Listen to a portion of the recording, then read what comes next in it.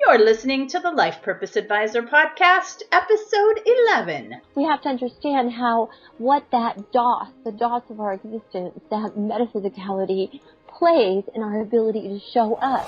You're listening to the Life Purpose Advisor Podcast. Life purpose, spirituality, higher calling, personal growth, meaningful life. We ask the deep questions about living a balanced life of meaning, purpose, and joy. Passion, know thyself, be mindful, spiritual practice, aha moments, life lessons, balance. It is time to welcome your host, Angie Swartz. Today on the show, I'm delighted to invite one of my good friends and mentors to talk to us about some really exciting tools that help you understand yourself better. Dr. Zannah Hackett is the founder of the U Consulting Group. She is the innovator of the ULT Technology and the author of You and the Ultimate Life Tool. Dr. Hackett has spent the last 18 years developing an advanced human assessment technology that allows individuals to fully understand themselves and others around them. She has trained over 100 professionals in the use of the technology and continues to advise some of today's most influential difference makers. Zannah, welcome to the show. Thanks for taking the time out to spend some time with the listeners today. Thank you for having me. My pleasure. I love this technology. I've been aware of your work for many, many years and have really enjoyed seeing it grow. I'd love for you to tell everyone a little bit about what the ULT technology is and what it does for people that come online and take your assessment. It's a 10-minute online assessment, and we like to refer to it as advanced human assessment technology because it takes into consideration all aspects of the human being. And it helps to identify what they can tolerate in terms of people, places, and things, and what makes their heart sing, what makes them want to get up in the morning and motivates them, what they're attracted to and what they're repulsed by, and how much energy they currently have in this moment, and how they download and relate and communicate and commit things to memory. And all of these are a part of a matrix of sorts that when you bring that interface together, you begin to see the whole person, the whole animal. Because essentially, we're all as unique as our thumbprints. There are no two people alike on this planet. And understanding those subtle little differences can oftentimes help us avoid having false expectations of a person, knowing how best to help them thrive and what to feed them in terms of attention or giving them more space. And all of this is revealed in this very short 10-minute 87-question online. And we also offer a 7 to 10-page report so that they can refer to it much like an operating manual. I love that. I've always loved that term, the operating manual for an individual person. I love when you talk about, we all came into the world with some standard operating procedures a little bit. And if we understand, that's why I'm the way I am, it helps us in our decision making and our life choices with businesses, with partners, with people we work with. And I'll just say I've experienced this tool work in miraculous ways over the years in corporate settings and with people in relationships.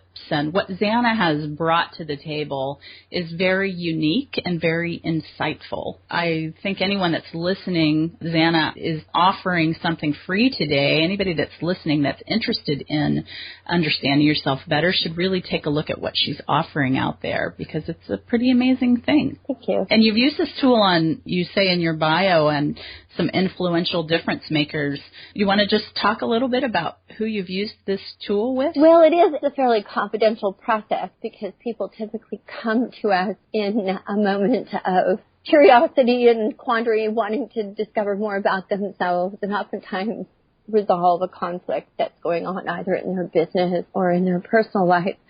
But I can say that I work with the YPOs, which is the Young Presidents Organization, so there are a lot of influential people within that organization that have found this technology to be extremely beneficial, both on a professional level and a personal level.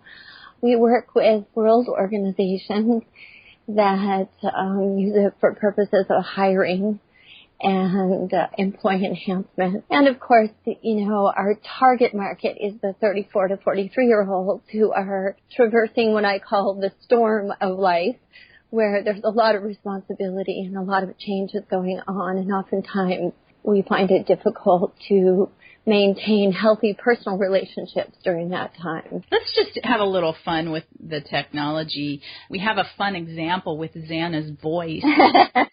Let's just talk about what your voice tells everyone about you, Zannah, because we know that's one of the things we can look at. Yes, it is. The wonderful thing about the technology is that it addresses our physicality, where many psychometric tools are a little bit more psychologically or subjectively based, how you feel and that sort of thing. We ask you questions like, what color is your hair? What color are your eyes? Because we didn't show up like this by mistake. Our hair color, our eye color, how tall we are, how short we are, whether we have a thick waist, a thin waist, long fingers, pointed nose, all of that means something. Much like when we look at a cactus, we know looking at that cactus, we don't need to know the name of the plant because we know just looking at it that it does really well in the sun. It doesn't take much moisture. It doesn't make much shade, and we probably shouldn't hug it. And if we look at a willow tree, we know that it makes a lot of shade, it takes a lot of moisture, and when we go looking for a picnic, we're probably going to pick the willow over the cactus. We know that by looking at it. So if someone were to look at me, they would see a fragility about me. I'm very slight build. I kind of look like a fairy. And my voice is very childlike, and it quivers. And that quivering childlike quality actually tells people something about me in terms of how I intuit intelligence and how I perceive what is working or what is not working and how quickly I can process information. It also tells them how active or passive I am and how quickly I am to rise to the occasion.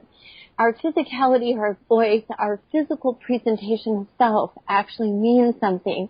I don't roar like a lion. I chirp like a bird. Thanks for being the subject there today. As I said before, I love your technology. I love what it can do for people. I've seen it work with many clients myself. I use it and have used it for years in my own coaching business. But today, Zannah, I want to talk about you. I want to talk about you and your life purpose and what got you to the point today, because I think people can benefit from hearing about leaders like you and how they got where they are today. Can I ask you some questions about life purpose? Yes, please do. Do you think that you know what your own life purpose is? I do. I do know. You do? And what is it? I teach people how to see. I teach them how to see through the eyes of Mother Nature. Mother Nature, Father Time. We live in a three-dimensional reality, and we are first a what before we're a who. Everybody knows who they are. And so when we're taking those other psychometric tools, it kind of tells us who they are, but it doesn't really tell us what they are. And the what is a very important piece. It's kind of like knowing that you're a BMW versus a Ford Escort or a Lamborghini versus a Land Rover. If you know what you are, you know if you're a Lamborghini to not go off-roading in the desert. And a lot of times that's the missing piece. So I teach people how to see. And when they understand what they are, they can rise to their full potential. And they begin making healthy choices and developing meaningful relationships. Well, that's kind of a big life purpose, helping people see themselves. I'm very interested in your story about, what got you to this point. When did you know that was your purpose in your life? What age were you? Well, I have a theory around when we get our assignment in this lifetime. I believe that we're constantly being prepared for it. At age 52 is when we actually step into that full realization of what our purpose is. However, on the road to coming to that realization, there's a lot of moments that kind of wake us up. And I think the thing that was most pivotal for me from a practical mainstream perspective, I used to try to convince people that what I knew to be true was true. It wasn't until I quit trying to impress people And when I say impress people, that included everything. I had to look right. My voice had to be all warmed up and not quiver as much. And all of those kind of superficial presentation qualities that I valued when I watched a speaker. I wanted my educational piece of wisdom to have an impact on the audience. And it wasn't until I put my innate intelligence before the opinions of man. I had to get out of my way. What I did was I discovered by doing this that man automatically embraced my perceptions and observations, and they saw them as accurate and true because my focus no longer was on trying to prove or edify or substantiate what I knew to be true. By getting out of my way and not concerning myself with whether or not my work could or would be understood, it was just understood. And that was a big moment for me. So just knowing to be authentic and basically allow the universe to support you. Yes. You've been appointed and just go forth and play with what I've given you, it sounds like. So going back to that question, do you think that steps were happening all along your life to get you to that point where you were going to help people see? Do you think your whole life has been a part of that? Absolutely. We're constantly being prepared. I mentioned the age 52. Our purpose really doesn't show up in its entirety until around age 52. Everything up until that point is in preparation for its maturation. And because we're a dynamic versus a static living thing as it relates to our passions direct us in such a way that their history proves to open doors leading us to our purpose. As a child, I taught anything and everything out of my parents' garage to anybody who would listen. So I guess I knew at a very early age that I was a born educator. I don't know if that answers your question, but I do believe that one's true purpose matures over time. Purpose evolves and grows just like everything in nature, and the quality of its presentation and its effect it has on man is influenced by all of our choices that we make as a collective in this lifetime. Are there any specific aha moments that came up for you other than teaching from the garage? Well, when I think about things that really kind of woke me up, the first would be like I saw the world from a global perspective. I had the opportunity to go to various countries, Africa, the Baltic countries, Europe, everywhere. And in those travels, I recognized that man's desire for health, wealth, love, and perfect self-expression was universal. We all want the same thing. And so that was a big realization for me.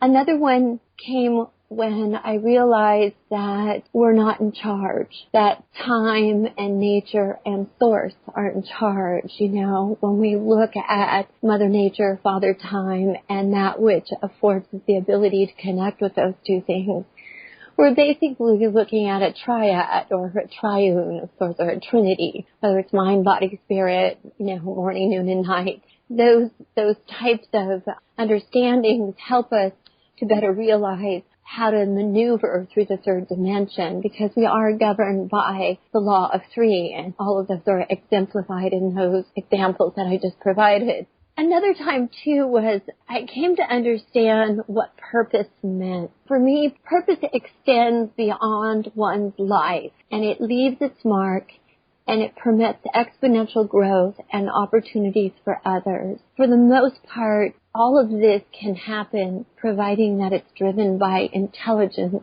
versus ignorance. As long as we have an intelligent-driven purpose, our chance of leaving a mark on this lifetime that will later afford those who come behind us, will later afford them greater growth. To me, that's when you know you're on purpose. So just to rephrase a little bit, to clarify, so I think what you're saying is that we're all here planting seeds that grow while we're living, and then after we're not. Yes. Really beautiful. I think that's something for everyone to think about. What seeds are you planting? Are you planting the seeds of life that you would want future generations to be able to pick up and run with? No pressure, but if that's how life works, why wouldn't we step up to that? Exactly. So, may I ask you about your spiritual beliefs?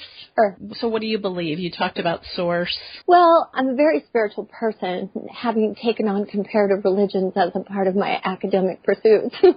I wanted to know the role that religious belief played in our access to spirituality or inspiration, that sort of thing. And I obviously discovered that it has a scientific placement in our reality, in our physical reality. What I had to do was I had to kind of come up with how is it that we objectively speak spirituality in this lifetime. Primitive man didn't always speak, where that language wasn't always a part of the scene, yet he was still very much connected to this source that afforded him the ability to thrive even under the most adverse conditions, and we're still alive. So all of that needed to be kind of like scientifically documented in a way that we could measure and quantify. So recognizing that we all live in a base 10 reality and fully understanding what is better referred to, we call it the natural mathematics of man. If you fully understand the natural mathematics of man, you cannot deny divinity. In the third dimension, this physical reality that we live in versus metaphysical, which means more physical laws governing outside of our physical space, it's necessary for us to abide by what's called the law of three. The law of three, there's many examples of it. There's morning, noon, and night. Eat right, get plenty of rest, exercise, audio, visual, tactile, endo, ecto, meso, minor, brevis, maximus, allegro, staccato, what's the other one? Adagio. I mean, mind, body, spirit, all of that. It's very much a part of our existence, and we need to understand that these little mirrors of three-dimensional reality serve as clues as how to function successfully in this third dimension. It takes 3 trimesters to have a baby. If we have it prematurely, we have to put it in an incubator and fool Mother Nature. So in order for us to succeed, we have to abide by this law of 3. For me, when I really think about spirituality, I had to recognize the relationship that mathematics holds in summing up the body, the mind, and the spirit. And so, I unearthed a formula that afforded us the opportunity to see one another through the eyes of Mother Nature versus the rhetoric of man, because we've been talking a long time and we can spin the truth in about a nanosecond. Right. I felt like the discovery of this aha moment was definitely divine intervention. And I'm not calling myself out as one of these great thinkers, but I suppose that Einstein and Edison and other, people just kind of accidentally, serendipitously, purposely, whatever, had similar moments. Because I think, like myself, they probably had to ask themselves, why me, God? Why did you pick me, to do this? Because it wasn't a part of my original plan. They say if you want to make God laugh, tell him your plan. And what was that? What was your original plan? I was going to launch the American Prayer Dance Theater. I had been a trained professional modern and ballet repertory dancer for many years, up until about age 32. My dream was to launch my own company and perform at Lincoln Center, complete with wonderful symphonies and orchestras and the finest dancers in the world. And in that process, on that path, I was running into all different types of people, which introduced me to new ways of self-expression, not only through movement, but also through literary efforts and music and things like that. All became a part of this kind of calculation of sorts. Just for anyone listening that might not be educated on the things that you're talking about, when you say the third dimension, when we're living in the third dimension, what do you mean by that? Well, we live in a physical reality. This is the physical world. We have a physical body. You hear people always saying, oh, I'm a spiritual being having a physical experience, or I'm a physical being having a spiritual experience.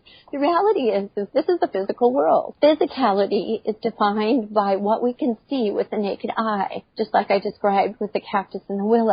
We dive into metaphysics like, let's look at the invisible and let's call on it to make our life better. But the reality is it works in tandem with the physical reality we live in. The metaphysical reality is governed by what we call a law of 7. And if you take 7 and 3, you get 10. And guess what? It's a base 10 reality. We want to be 100%. We want to get a 10 if we're competing in the Olympics. We want to be a 10 if we want a boyfriend, that sort of thing. So when we understand the mathematics that governs our ability to show up in integrity on our desktop, the icons of what we are, our hair color, our eye color, then we have to understand what that DOS, the DOS of our existence, that metaphysicality plays in our ability to show up.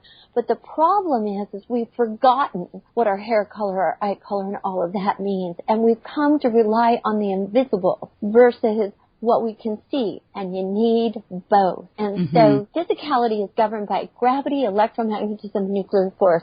If any one of those 3 laws is missing, something's not physically going to show up in integrity on your desktop. Something's going to be compromised. When we have people take the assessment, we're not looking for their moral values. We're not looking for whether or not they steal a pencil at work. We're looking for what they are. And we do that by calculating electromagnetism, gravity, and nuclear force. And we do it by quantifying it through their answering to certain questions, because our eye color, our hair color, and how we respond to human nature actually has a charge on it, and it can be quantified. I want to go back just a moment. Okay. Aha moment. Okay. We didn't talk about this before, but I know your husband. Yes. And I know your husband's personality is quite different from yours. This tool would say that opposites do attract in a more detailed way than that axiom actually suggests. But when you met David Hackett, would you say that that was part of the ahas of your life? Yes. Yes. In fact, I actually went and hid. You hid from him. Let's just tell folks that are listening, David Hackett does not have a small, squeaky voice, and he has been a professional skateboarder in his life and many other things. But go ahead, Zannah. Yes, he has very big energy. He's very boisterous, and he's very much alive and present, and you cannot miss him in a room when he enters. I had access to this knowledge at the time that I met him, and I walked into a restaurant, and he was with some clients. And I walked into a restaurant, and he said hello to me, and it kind of startled me, and I giggled and laughed.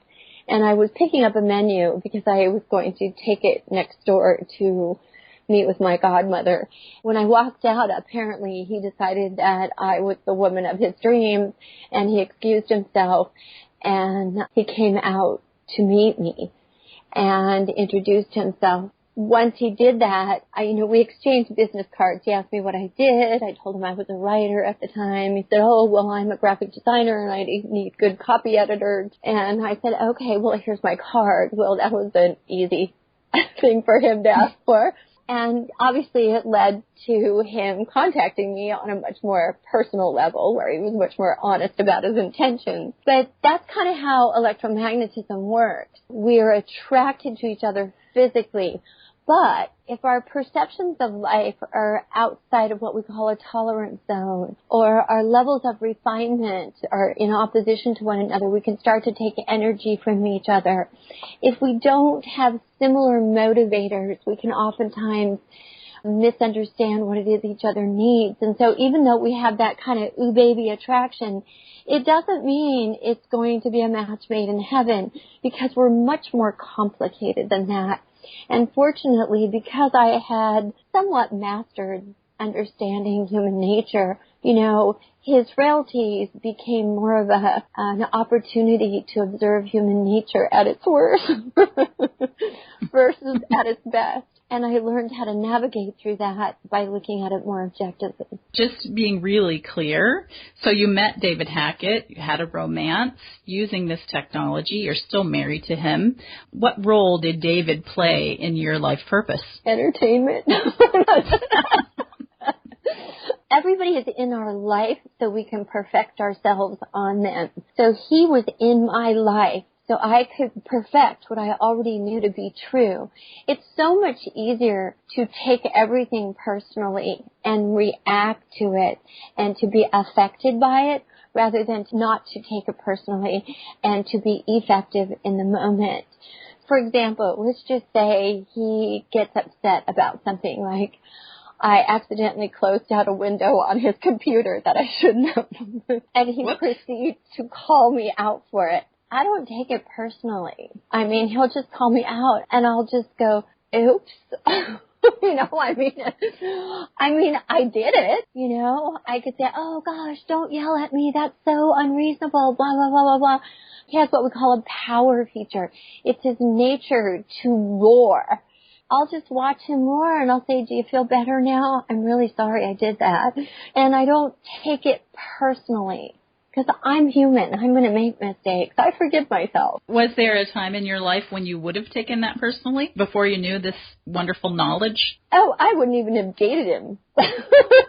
Why not? Before I knew this, because I wouldn't have been able to see how perfect he was. How perfect he was for himself and for you. I would have taken all of his little opinions and things personally and judgments. But I know where they all live in him, and I know why he's saying what he's saying, and it has nothing to do with me. Right. Great example of using the tool of how someone coming into your life affects your growth towards your purpose and many other things. We don't have time to talk about how this technology is used with romance and matchmaking today, but there is a big utility for it there. I'll just say that, and you can go onto Zannah's website and read more about that if that's something that you're interested in. But I still want to talk more about you. Before you knew about the ULT technology, what tools were you using to try to understand yourself? I know that you've been a scholar of Know Thyself for a long, long time. Yeah, because of my initial career as a dancer, I learned to express myself through movement, which wasn't as driven by language as obviously the technology and understanding how to use it and regain our sight is. I created a visual movement experience for people to interpret whatever they wanted. In those circles, I encountered many great minds, which later led to serving as an art critic of sorts and many other things, a poet and stuff like that, a much more creative part of my life. Creativity, I wrote for a lot of magazines. Those magazines embrace, a lot of what I call great thinkers of our generation. And I had an opportunity to sit in on so many think tanks, with great physicists and scientists and theologians and metaphysicists and that sort of thing. And I made many observations around that. I've always been aware of psychometrics and, Myers-Briggs and DISC and Benchmark 360 and things like that. But I always felt like there was a huge piece missing, like we don't know what's taking the test. We just know who's taking it. I always felt like certain things fell short of giving us the whole picture. I need the picture. It was too objective. Those tools were too objective. No, they're actually very subjective because if you don't know what's taking the test, what if the person's having an identity crisis and they think they're an intuitor, thinker, sensor, feeler, or they're very dominant when in fact they learned that from their parents because they were. And so this learned behavior is what they're using to get ahead in society when in fact they're more driven by, let's say, creating protection rather than creating order. So oftentimes those tools, unless you have the foundation, unless you have the diagnostic, unless you know what's taking the test, those tools may or may not be accurate, may or may not be valid. I like for people to take those tests and then let's look at what they are and let's see how much of it spills over into various aspects of the matrix that is afforded us, when we look at what we call the grid of interpretation as far as the ULT goes. We essentially give other psychometric tools a place to live. And that's the beautiful thing about the technology. Some tools are just like an eyelash on the elephant. You can attach yourself to the eyelash, but there's a lot more to that human being. Yeah, I agree with you. I think all tools that are out there to help us understand ourselves are worthy of our time, and we may encounter them in our lives at the time that we're ready for them. Exactly. People have gone through the tools that you mentioned. lots of times before they find you and you consulting group. So maybe you're putting all the puzzle pieces together. Exactly. Tell me about your daily practice. Do you have a daily practice? How do you stay centered and balanced? It is kind of a mind, body, spiritual effort here, so we have to do things that keep us moving forward. I get up in the morning and I typically exercise. You have to eat right, get plenty of rest, exercise. That's a very fundamental requirement. I also do affirmations. I like affirmations. I like to think that they raise my frequency. Dr. David Hawkins talks a lot about frequency. He's a very well-known physician, MD, that did a great deal of research around that. And I also take into consideration how I connect with my environment. And where some people pray, a morning, noon, and night, or some people journal, or some people meditate, or they take a yoga class, or they take a walk in nature. I think it's really important that we purge the toxicity from our electromagnetic field, which is defined by the length of our arm. Our physical length of our arm actually means something. It defines our physical space, not our metaphysical space, but our physical space. We kind of have this imaginary little circle, that engulfs us, this sphere. All that Leonardo da Vinci was trying to tell us with that Vitruvian Man, basically how big we are. That sphere is our physical space, and we accumulate toxicity throughout the day because the world we live in is toxic. So if we check in with ourselves 3 times a day, 7 days a week, and purge that from our electromagnetic field, our ability to intuit intelligence over ignorance becomes much more pronounced. I'm always doing things that are very much in alignment with the type of vehicle that I am to purge that toxicity from my electromagnetic field. And it's different for everybody. We're all as unique as our thumbprint. Not everybody can meditate. Not everybody can journal. Not everybody wants to walk in nature. Some people are too refined for that, But everybody has a process that's uniquely theirs in terms of being able to afford them the ability to remain clean and clear. I do affirmations, I exercise, I make sure I eat right. But most importantly, I make sure that I give of myself on a daily basis to humanity. How would the world be different? Rhetorical question, but how would the world be different if everybody lived by that attitude? We wouldn't recognize it, maybe. You talked earlier about synchronicity. How much do you think that plays into others' lives and people that are being hinted at their own purpose? I love Florence Scovel Shinn's theory about things. She was a very popular metaphysician in the 20s. And also a very religious person. She references the Bible in a lot of her quotes and things, as well as some other doctrines. She basically said that everybody is a golden link in our chain of good. Even though somebody comes into our life, they're there for a reason. And it's usually so we can perfect ourselves on them. I do believe they show up, and they may not be what we expect at the time, but there is a purpose there, and it usually has to do with us needing to fine-tune something about ourselves in terms of self-mastery. It's interesting because in the physical world, opposites attract. And in the metaphysical world, where things are invisible or less visible, like frequencies attract. So we typically attract where we're at. What we have to look at sometimes, and our frequencies vary throughout the day. We can go from 175 to 500 throughout the day, and we will attract people at those levels. And of course, the higher you get, the more above 300 you get, the less likely you are to fall prey to inviting toxic individuals or circumstances into your life. And you have a better way of handling it. We're talking about synchronicity, and I think your answer, if we boil it down, is that there is a big synchronicity at play in life, and that everything that's here in front of you is for your growth. Right. There are no accidents. There really aren't. And a lot of it's born out of choice. Some of it's born out of electromagnetic potential. Some of it's born out of frequencies. There's a reason why that person's in your life. Sure. or circumstance or opportunity. And once you realize that, it's really fun to go back and look at all the people that have been in your life before you knew how that worked. So can I ask you about money? Sure. So do you make more or less money now that you're aligned with your purpose?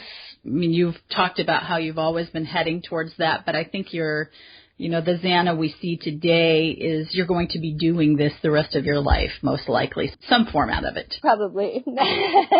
I do make more money, but it's not about money for me. My focus isn't on financial wealth. It's on teaching others how to see. I believe that money is a manifestation of God, and it's relevant to my level of participating in life. Mm-hmm.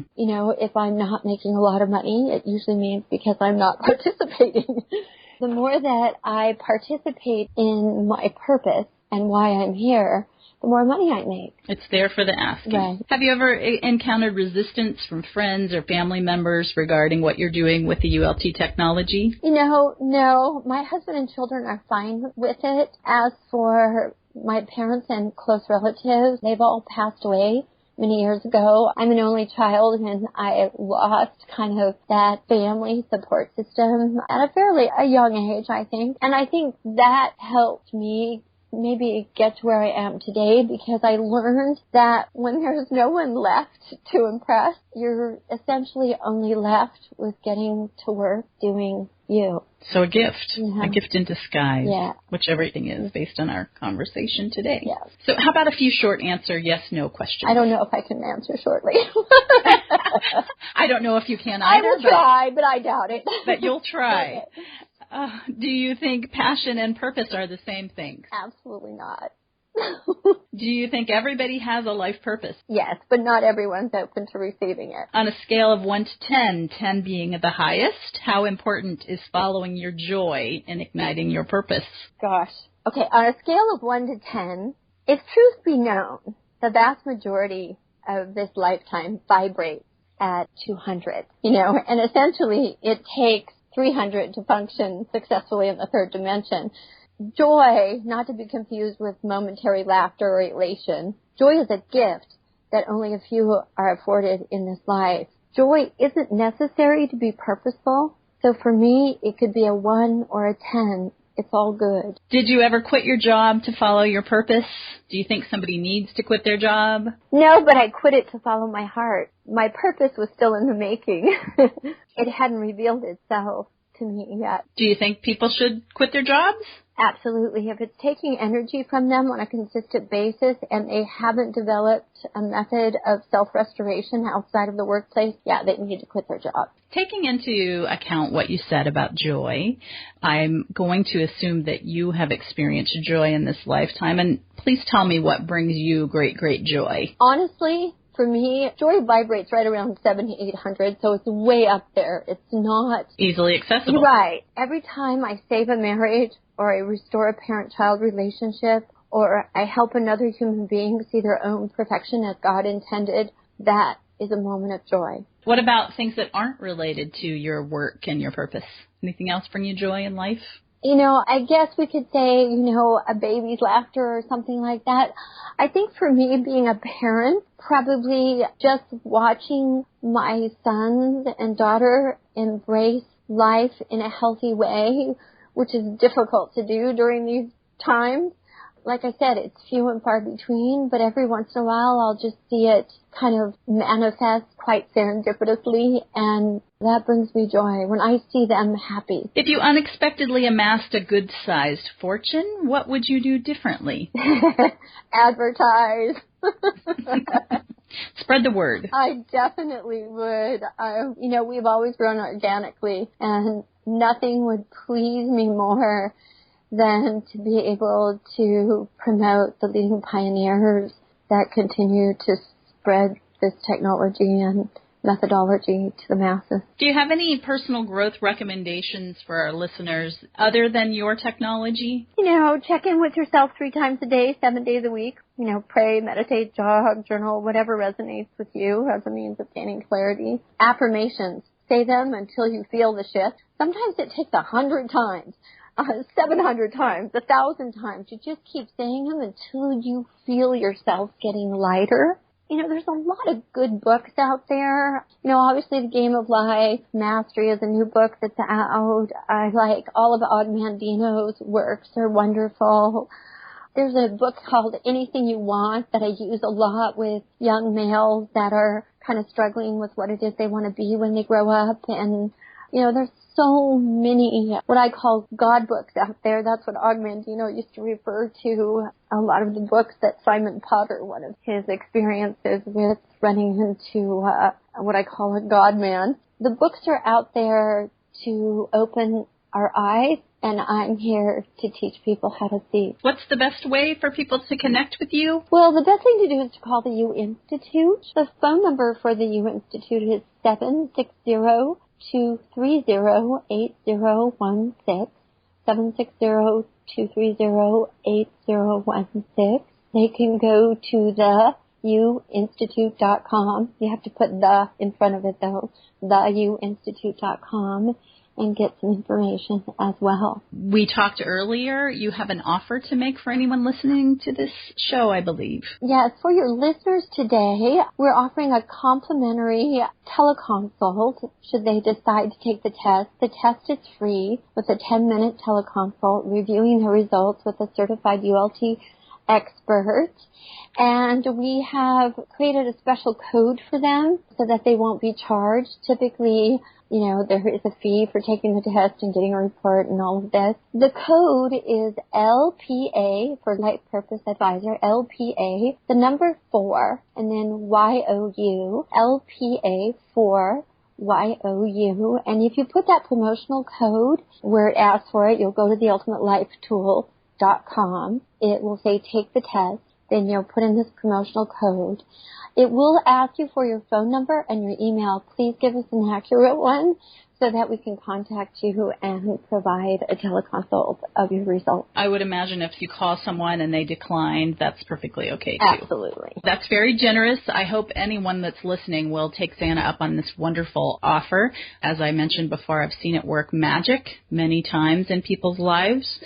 So go out there and check it out. Zannah, it's always a great pleasure to speak with you. Thank you for spending time with me today. You're welcome. Anytime. And most of all, thank you for doing what you do. Oh, well, thank you. I appreciate that. That's really sweet of you. So if you're listening today and you like what you heard, please come back.